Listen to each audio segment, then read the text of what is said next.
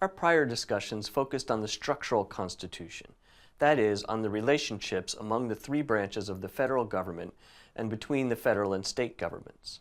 We now begin to consider the Constitution's protection of individual rights. Recall that the first 10 amendments to the 1789 Constitution, the Bill of Rights, was adopted shortly after the 1789 Constitution was ratified.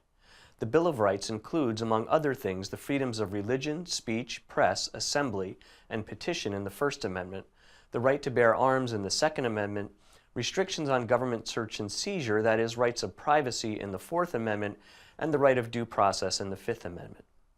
The 13th, 14th, and 15th Amendments were adopted after the Civil War.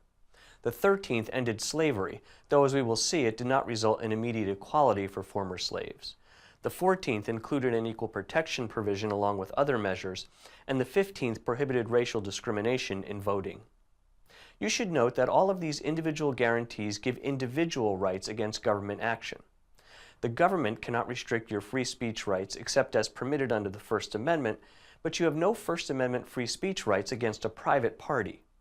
For example, a confidentiality provision in an employment agreement with a private company that forbids an employee from disclosing trade secrets would not be tested under the First Amendment.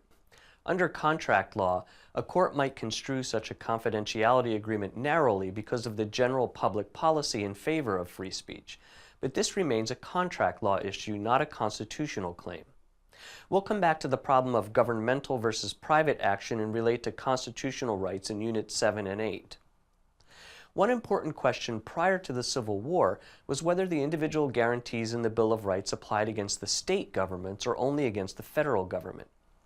This issue arose before the Supreme Court in Barron v. Baltimore in 1833.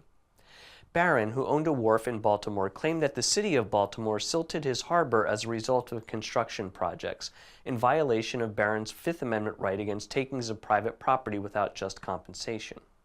In an opinion by Justice Marshall, the court held that the guarantees of the Bill of Rights did not apply against the state governments.